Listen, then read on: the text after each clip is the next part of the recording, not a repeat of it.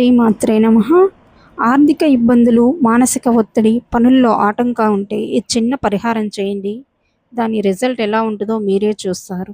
ఈ పరిహారం కోసం ముందుగా 21 యాలకులను తీసుకొని శుభ్రమైన నీటిలో కొద్దిసేపు నానబెట్టాలి. ఆ తరువాత వాటిని బయటికి తీసి శుభ్రమైన గుడ్డతో తుడిచి, తరువాత ఒక తెల్లని సూది దారంతో ఆ యాలకులను గుచ్చి దండలా తయారు చేసుకోవాలి.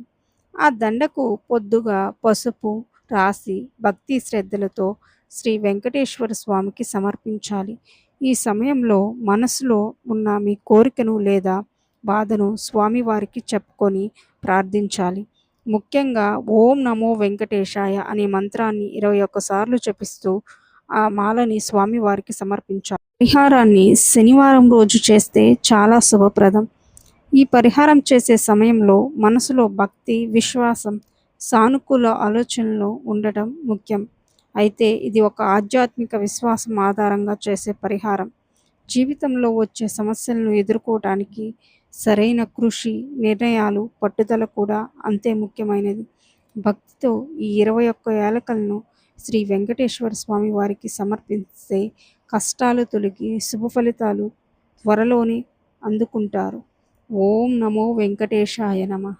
ఓం నమో వెంకటేశాయ నమః. మీకు రిజల్ట్ త్వరగా రావాలంటే, మీరు అనుకున్నది సాధించాలంటే ఇలా 5 శనివారాలు వరుసగా చేయండి. ఫలితాన్ని మీరే చూస్తారు. ఓం నమో వెంకటేశాయ నమః.